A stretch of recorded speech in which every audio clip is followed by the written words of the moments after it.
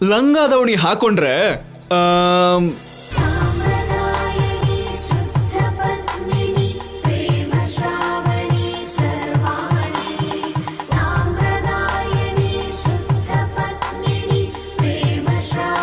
ಹಾ, ಬರ್ತಿದ್ದಾಳಲ್ಲ ರಾಜಲಕ್ಷ್ಮಿ, ಅಷ್ಟು ಅಂದವಾಗಿರ್ಬೇಕು.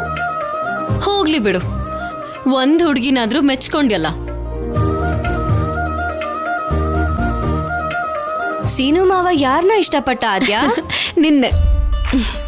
ಅಯ್ಯೋ ಮಾವ, ನನ್ನನ್ನಲ್ಲ, ಆದ್ಯಾನೇ ಸುಂದರವಾಗಿದ್ದಾಳೆ ಅಂತ ಹೇಳ್ಬೇಕು. ಯಾಕಂದ್ರೆ ಲಂಗಾದಾವಣಿನ ನಾನು ವಾರಕ್ಕೆ ಒಂದ್ಸಲ ಹಾಕೊಳ್ತೀನಿ. ಆದ್ಯ ಇದಕ್ಕೂ ಮುಂಚೆ ಯಾವತ್ತೂ ಹಾಕೊಂಡಿಲ್ವಲ್ಲ. ಅಂಥದ್ರಲ್ಲಿ ಇವತ್ ಎಲ್ರಿಗೂ ಇಷ್ಟ ಆಗೋ ಹಾಗೆ ಬಂದಿದ್ದಾಳೆ ಅಂದ್ರೆ ಖಂಡಿತ ಒಪ್ಕೋಬೇಕು. ಹೌದು ಸೀನು, ನನ್ನ ಆದ್ಯ ಆಕಾಶದಲ್ಲಿ ಕಾಣಿಸ್ತಿರೋ ಹುಣ್ಣಿಮೆ ಚಂದ್ರನ ಹಾಗಿದ್ದಾಳೆ.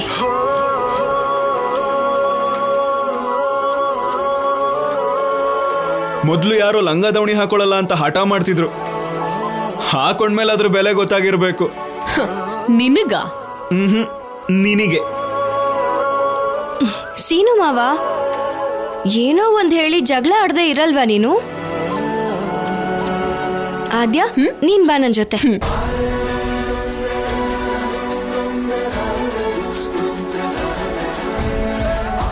ಸೀನು, ಹೇಳಿಯತ್ತ. ಚಿಕ್ಕ ವಯಸ್ಸಲ್ಲಿ ನಾನು ಸಂಧ್ಯಾ ಹೀಗೆ ಇದ್ವಿ ಕಣೋ. ರಾಜಿನ ಆದ್ಯನ ನೋಡ್ತಿದ್ರೆ ನನಗದೇ ನೆನಪಾಗುತ್ತೆ. ಅದು ಅತ್ತೆ, ಲಂಗಾದವಣಿಲಿ ಆದ್ಯನ್ ನೋಡ್ತಾ ಇದ್ರೆ ನಿಮ್ ಚಿಕ್ಕ ವಯಸ್ಸಿನ ಫೋಟೋದಲ್ಲಿ ನೀವು ಹೇಗಿದ್ದೀರೋ ಥೇಟ್ ಆದ್ಯ ಅದೇ ತರ ಇದ್ದಾಳೆ ಅಲ್ವಾ ಅತ್ತೆ? ಇದೇ ಒಳ್ಳೆ ಅವಕಾಶ. ಮಾವ ಆದ್ಯನ್ ನೋಡಿ ಆದ್ಯನೇನ ಅನ್ಕೋಬೇಕು. ಅಲ್ಲ, ಆದ್ಯನೇ ಅನ್ಕೋಬೇಕು. ಈಗ ಏನ್ ಮಾಡ್ಬೇಕು ನೀನೇ ಹೇಳು. ತಕ್ಷಣ ಆದ್ಯ ಹೇಗಾದ್ರೂ ದೀಪ ಬೆಳಗೋ ಹಾಗೆ ಮಾಡಿ. ಈಗ್ಲೇ ಹೋಗಿ ಮಾವನ್ನ ನಾನು ಕರ್ಕೊಂಡ್ ಬರ್ತೀನಿ. ಆದ್ಯ ಲಂಗಾದವಣಿ ಹಾಕೊಂಡು ದೀಪ ಬೆಳಗೋದನ್ನ ಮಾವ ನೋಡಿದ್ರೆ ಮಾವನ್ ಮನ್ಸು ಕರ್ಗ್ ಹೋಗ್ಬಿಡುತ್ತೆ. ಅವಳನ್ನು ಕೂಡ ಹತ್ರ ಕರೆದು ಸ್ವಂತ ಮಗಳ ತರ ನೋಡ್ಕೋತಾರೆ. ಹೌದು ತಾನೆ? ಹೌದು ಸೀನು. ಹಾ, ಇನ್ನೇನ್ ಯೋಚನೆ ಮಾಡ್ತಾ ಇದ್ದೀರಾ? ನಾನ್ ಮಾವನ್ ಕರ್ಕೊಂಡ್ ಬರ್ತೀನಿ, ನೀವಲ್ಲಿ ಕೆಲಸ ನೋಡ್ಕೊಳ್ಳಿ. ಹೊಡಿ, ಬೇಗ ಬೇಗ ಬೇಗ ಹೊಡಿ.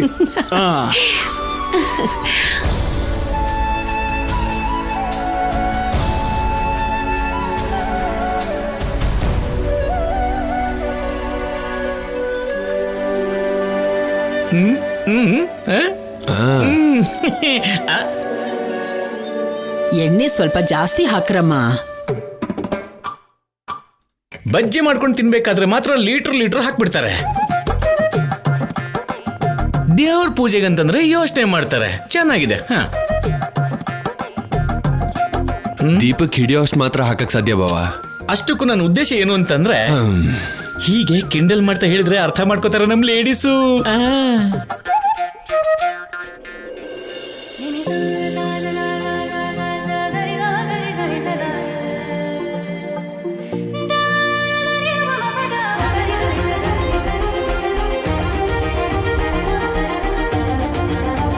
ಕೂತ್ಕೊಮ್ಮ.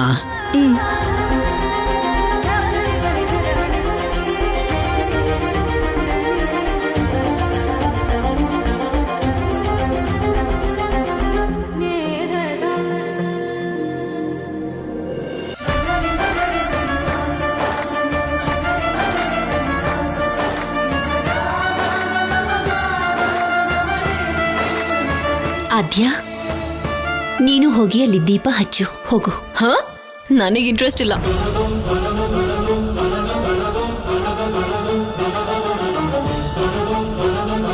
ದೀಪಾರಾಧನೆ ಮಾಡೋದಕ್ಕೆ ಆಸಕ್ತಿ, ಅದಕ್ಕೆ ಭಕ್ತಿ ಇದ್ರೆ ಸಾಕು. ಹಾಫ್ ಸಾರಿ ಉಟ್ಕೊಳ್ಳೋದೇ ನನಗೆ ಕಷ್ಟ ಅಂತ ಅನಿಸ್ತಿದೆ. ಮತ್ತೆ ಈ ದೀಪ ಗೀಪ ಹಚ್ಚೋದು ಅಂದ್ರೆ ನನ್ನಿಂದ ಆಗಲ್ಲ. ಅಮ್ಮ, ಆದ್ಯಂಗ್ ತೊಂದರೆ ಕೊಡ್ಬೇಡ. ಪದ್ಧತಿಯಾಗಿ ತಯಾರಾಗೋದಲ್ಲ, ಪದ್ಧತಿನ ಪಾಲಿಸ್ಬೇಕು. ಹೀಗೆ ಹೇಳ್ತಾರೆ ಅಂತಾನೆ ನಾನು ಸೀರೆ ಉಡಲ್ಲ ಅಂತ ಹೇಳಿದ್ದು.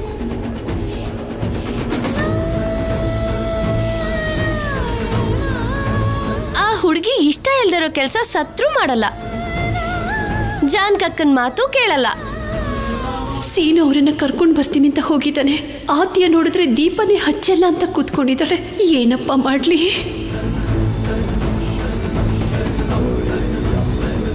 ರಾಜಲಕ್ಷ್ಮಿ, ದೀಪ ಹಚ್ಚಿ ಕಲ್ಯಾಣಿಗೆ ಬಿಟ್ರೆ ನಿಂಗೆ ಒಳ್ಳೆ ಗಂಡ ಸಿಗ್ತಾನೆ. ಮದ್ವೆ ಆಗಿರೋರ್ಗೇನ್ ಸಿಗುತ್ತೆ? ಹೀರೋ ಗಂಡ ಚೆನ್ನಾಗಿದ್ರೆ ಸಾಕು ಬಿಡು. ಏನೇ ಒಳ್ಳೆ ಸಂತಾನ ಸಿಗುತ್ತೆ ಅಂತ ಹೇಳ್ಬೋದಲ್ವೇನೆ? ಅದನ್ನ ಹೇಳ್ದೇನೆ ನನಗೆ ಯಾಕೆ ಹೇಳ್ತಿದ್ಯಾ ನೀನು? ಆದ್ಯಂಗೆ ಒಳ್ಳೆ ಗಂಡ ಸಿಗ್ತಾನೆ. ನನ್ನ ಜೀವನದಲ್ಲಿ ನನಗೆಂತ ಹುಡುಗ ಬೇಕು ಅಂತ ನಾನೇ ಡಿಸೈಡ್ ಮಾಡ್ಕೋತೀನಿ. ಹಾ, ನಮ್ ಕಾಲದಲ್ಲಿ ನಾವ್ ಯಾವತ್ತೂ ಹೀಗ್ ಮಾತಾಡಿಲ್ಲಪ್ಪ. ಆದ್ಯ 2 ದೀಪನಾದ್ರೂ ಹಚ್ಚು. ಹಾಗಲ್ಲಮ್ಮ, ದೀಪಗಳನ್ನ ಹಚ್ಚಿ ಕಲ್ಯಾಣಿಗೆ ಬಿಟ್ರೆ ತುಂಬಾ ಒಳ್ಳೇದಮ್ಮ. ನನಗೆ ಯಾಕೆ ಸುಮ್ಮನೆ ತೊಂದರೆ ಕೊಡ್ತಿದ್ದೀರಾ? ಅದೇನಿದೆಯೋ ನೀವೇ ಮಾಡ್ಕೊಳ್ಳಿ.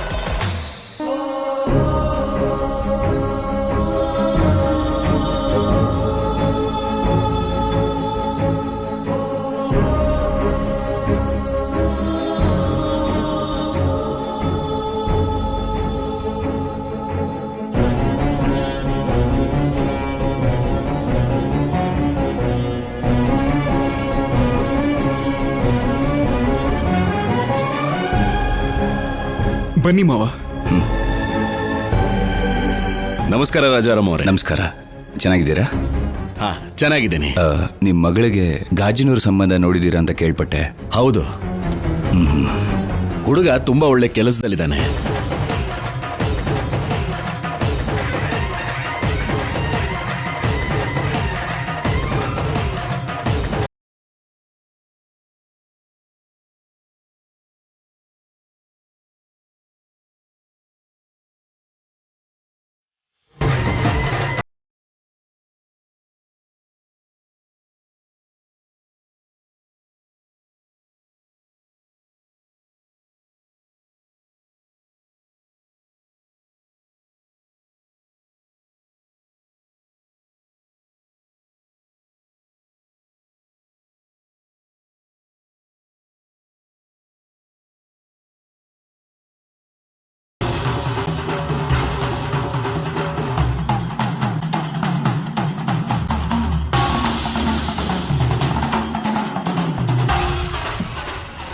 ಪಾರ್ವತಿ, ಈ ದೀಪನ ದೇವ್ರ ಮುಂದೆ ಇಟ್ಟು ಬರ್ತೀನಿ. ಆಯ್ತು ಅತ್ಗೆ.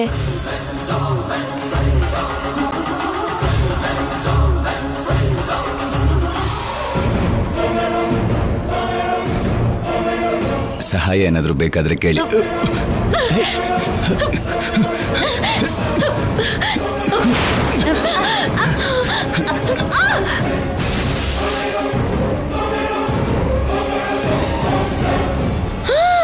ಪದ್ಮಾ,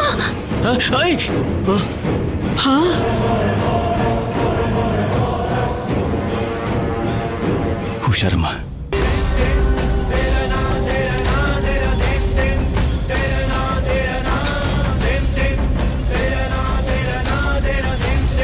ಅಯ್ಯೋ ಅತ್ತೆ, ಅತ್ತೆ ಹುಷಾರು.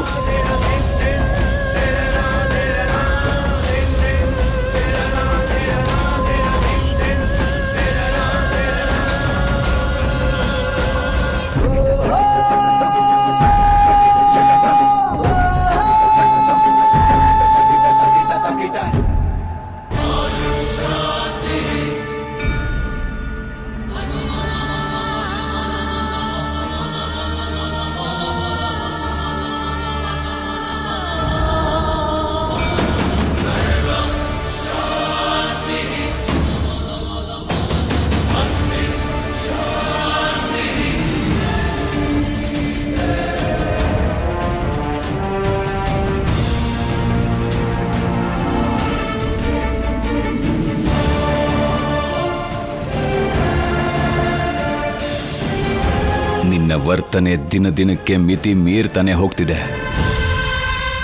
ಬೆಳಿಗ್ಗೆಯಿಂದ ಉಪವಾಸ ಇದ್ದು ಇವಾಗ ದೀಪ ಹಚ್ಚಿದ್ರೆ ಅದು ಆರೋಗೋ ಹಾಗೆ ಮಾಡಿದೆ.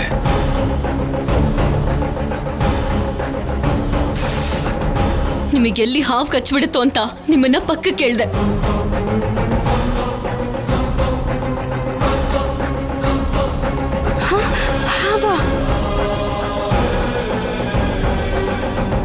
ಬಾಯಿ ಮುಚ್ತೀಯಾ? ಸುಳ್ಳು ಹೇಳಕ್ ನಾಚಿಕೆ ಆಗಲ್ವಾ ನಿಂಗೆ? ಯಾಕೆ ಹಾಗೆ ಮಾತಾಡ್ತಾ ಇದ್ದೀರಾ? ನಿಜವಾಗ್ಲೂ ಇಲ್ಲಿ ಹಾವಿತ್ತು. ಎಲ್ಲಿದ್ಯಾ ಹಾವು? ಆ ಕಡೆ.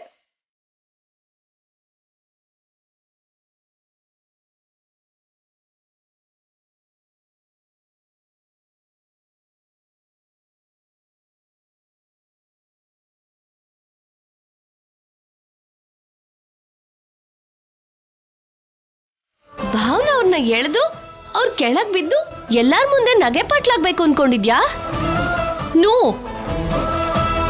ಏನೇ ನೋ ನೋ ಅಂದ್ರೆ ಆಗೋಗತ್ತಾ? ನೀನ್ ಹೇಳ್ದಾಗೆ ಅಲ್ಲಿ ಹಾವು ಇರ್ಬೇಕಲ್ಲ.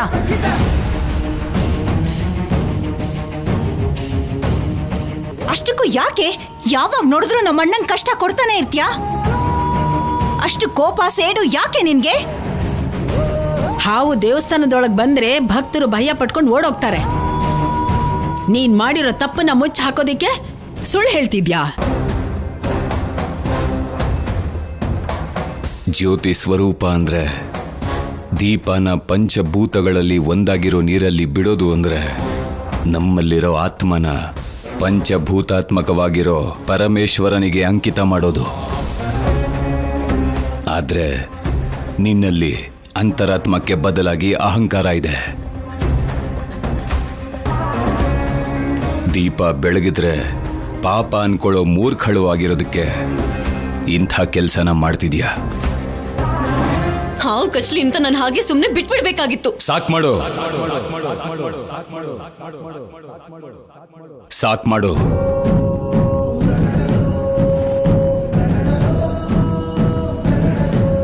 ಸುಳ್ಳಾದ್ರೂ ಪದೇ ಪದೇ ಹೇಳಿದ್ರೆ ನಿಜ ಅನ್ಕೊಳ್ಳೋ ಅಮಾಯಕರು ಇಲ್ಲಿ ರಾಜಲಕ್ಷ್ಮಿನ ಬಿಟ್ರೆ ಇನ್ಯಾರೂ ಇಲ್ಲ.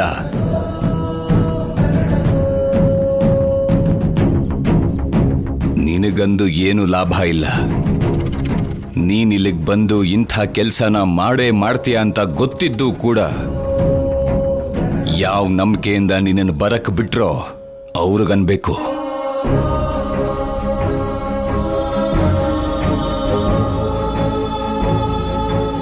ರಾಜು, ಆಗಿದ್ದೇನೋ ಆಗೋಯ್ತು. ಜೋಡಿಯಾಗಿ ಬಂದು ದೀಪ ಹಚ್ಚಿ.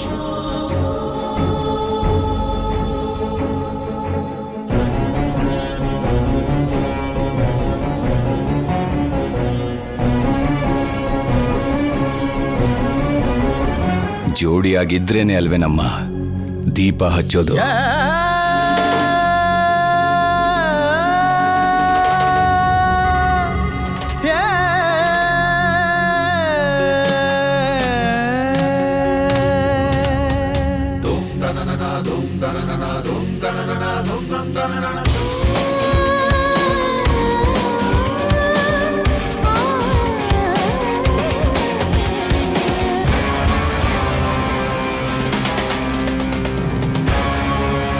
ಅಣ್ಣ ಅದಕ್ಕೆ ದೀಪ ಹಚ್ಚಲಿಲ್ಲ ಅಂದಮೇಲೆ ನಾವೆಲ್ಲ ದೀಪ ಹಚ್ಚೋದು ಸರಿ ಇರಲ್ಲ. ಬನ್ನಿ ಹೋಗೋಣ. ಇದನ್ನೆಲ್ಲ ಮಾಡಿದ್ರೆ ಪುಣ್ಯ ಬರುತ್ತೆ ಅನ್ಕೊಂಡ್ರೆ ನಾವೇನು ಮಾಡ್ದೇನೆ ಪಾಪದ ಮೂಟೆ ಕಟ್ಕೊಂಡಿದೀವಿ.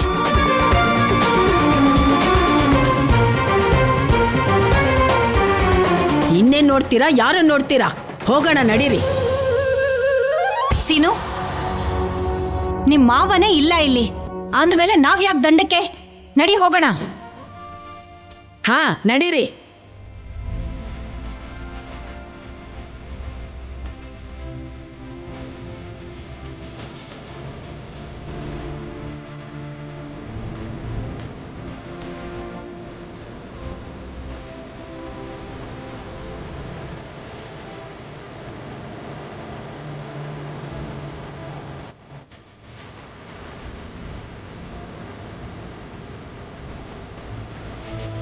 ಬನ್ನಿ ಅಂತೆ ಹೋಗೋಣ. ನೀನು ಹೋಗು ಸೀನು. ಅಮ್ಮನ ನಾನು ಕರ್ಕೊಂಡು ಬರ್ತೀನಿ ಮಾವ. ಸರಿ.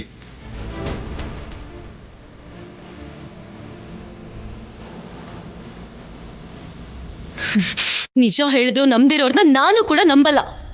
ಅವ್ರು ಆಡಿರೋ ಮಾತುಗಳು ಅವರಿಗೆ ರಿವರ್ಸ್ ಆಗತ್ತೆ.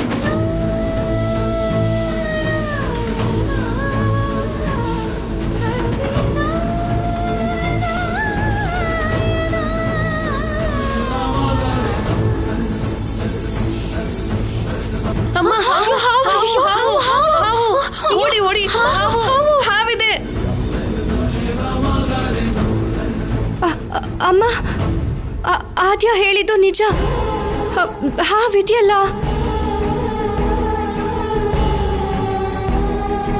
ಸಾಕ್ಷಿ ಇಲ್ಲದೆ ಇದ್ದಾಗ ನೀನು ಎಷ್ಟು ಸತ್ಯ ಹೇಳಿದ್ರು ಯಾರು ನಂಬಲ್ಲಮ್ಮ.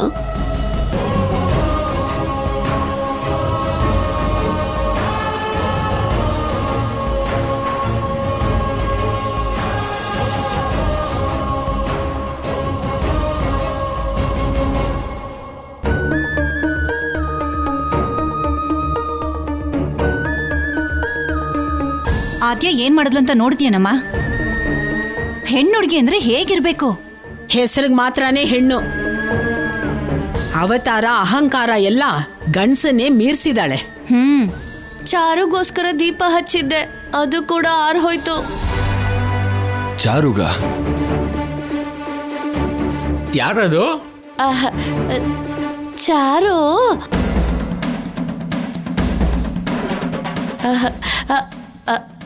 ನಮ್ಮ ಅಕ್ಕನ ಮಗಳು ಅಣ್ಣ. ಓ, ಅಂದವಾಗಿರೋ ಹಣವಂತರು ಬಿಡಿ.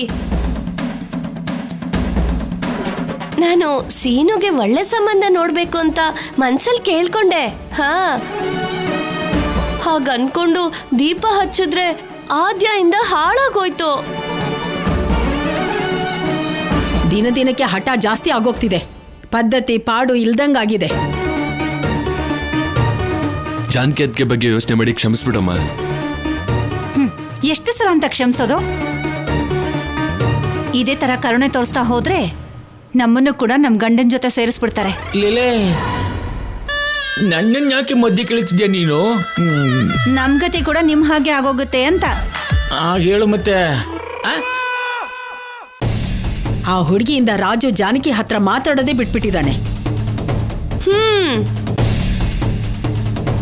ರಾಮ ಸೀತೆ ತರ ಇದ್ರು, ಒಂದೇ ಮನೇಲಿದ್ರು. ಅವರಿಬ್ರು ಮಧ್ಯೆ ಅಮೆರಿಕಕ್ಕಿಂತ ಜಾಸ್ತಿ ದೂರ ಆಗ್ಬಿಟ್ಟಿದೆ. ಸುಮ್ನಿರಮ್ಮ, ಅದಕ್ಕೆ ಬರ್ತಿದ್ದಾರೆ.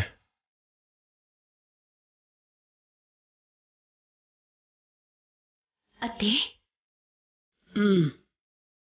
ಪದ್ಮ,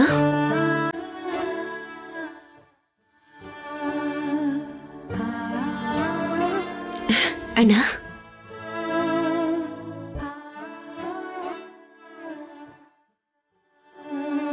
ಪಾರ್ವತಿ ತಗೋ.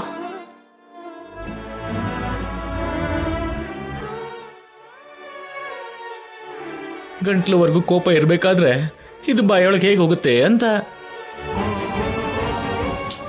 ಸುಮ್ನಿರ್ತೀರಾ? ನೀವೆಲ್ಲ ಮಾತಾಡ್ಕೊಂಡಿದ್ದು ನಾನು ಕೇಳಿಸ್ಕೊಂಡೆ ಪದ್ಮ.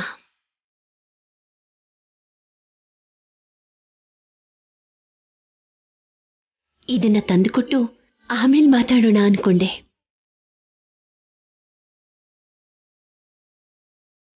ನನ್ನ ತಂಗಿ ಸಂಧ್ಯನ ಮಗಳು ಆದ್ಯನ ಮತ್ತೆ ವಿದೇಶಕ್ಕೆ ಕಳಿಸ್ಬೇಕು ಅಂತ ತಾನೆ ಮಾತಾಡ್ತಾ ಇದ್ದಿತ್ತು. ಹೌದು ಜಾನಕಿ, ಆ ಹುಡುಗಿಯಿಂದ ಯಾರಿಗೂ ನೆಮ್ಮದಿ ಇಲ್ದಿರೋ ಹಾಗಾಗಿದೆ. ದೇವಸ್ಥಾನದ ಹತ್ರ ಏನ್ ಮಾಡಿದ್ರು ನೀನ್ ನೋಡಿದ್ಯಲ್ಲ. ಯಾಕೆ ಹಾಗೆ ಮಾಡಿದ್ಲು ಅಂತ ನೀವು ನೋಡ್ಲಿಲ್ಲ ಅಲ್ವಾ? ಹಾಗೆ ವರ್ತಿಸೋದಕ್ಕೆ ಕಾರಣ ಇರಲ್ಲ ಅಕ್ಕ, ನೆಪ ಮಾತ್ರ ಇರುತ್ತೆ. ಹಾಗಿದ್ದಾಗ ಆ ವಿಷಯದ ಬಗ್ಗೆ ಮಾತಾಡೋ ಅವಶ್ಯಕತೆ ಇದೆಯಾ ಪಾರ್ವತಿ? ಅಮ್ಮ, ನೀನ್ ಹೇಳು, ಆ ಹುಡುಗಿ ಇಲ್ಲಿರಬಾರ್ದು ಅಷ್ಟೇ. ಜಾನಕಿ, ಅವಳ ಮೇಲಿನ ಕೋಪಕ್ಕೆ ಹೇಳ್ತಿದ್ದೀನಿ ಅಂದ್ಕೋಬೇಡ. ನಿನ್ ಮೇಲೆ ಕರುಣೆಯಿಂದ ಹೇಳ್ತಾ ಇದ್ದೀನಿ ಅಂದ್ಕೋ. ಆದ್ಯದಿಂದ ನಿನ್ ಸಂಸಾರ ಕೂಡ ತೊಂದರೆಗೆ ಸಿಕ್ಕಾಕೊಂಡಿದೆ.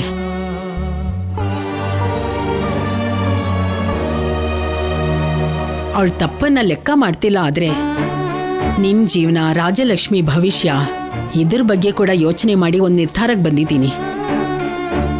ಅಮೆರಿಕ ಕಳಿಸ್ಬಿಡ ಅಂತಿದ್ದೀರಾ ಮತ್ತೆ? ಅಮ್ಮಂಗ್ ಪೂರ್ತಿಯಾಗಿ ಹೇಳಕ್ ಬಿಡಿ. ಸರಿ, ಹೇಳಿತ್ತಮ್ಮ. ಅಷ್ಟು ದೂರ ಬೇಡ ಕಣೋ. ತಾಯಿ ಇಲ್ದಿರೋ ಹುಡುಗಿ ಅಂತ ನನಗೂ ಸ್ವಲ್ಪ ಕನಿಕರ ಇದೆ. ಅವಳನ್ನ ಹತ್ರದಲ್ಲಿರೋ ಪಟ್ಟಣದಲ್ಲೇ ಯಾವುದಾದ್ರೂ ಹಾಸ್ಟೆಲ್ಗೆ ಸೇರಿಸೋಣ. ಅವಳ ಖರ್ಚು ಕೂಡ ನಾವೇ ನೋಡ್ಕೊಳ್ಳೋಣ.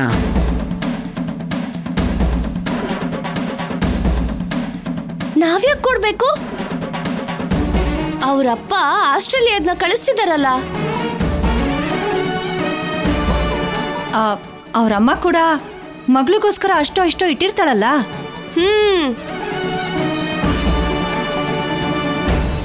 ಏನಂತೀರಾ ಅತ್ಗೆ? ಇನ್ನು ಯಾರಾದ್ರೂ ಹೇಳೋರಿದಾರಾ?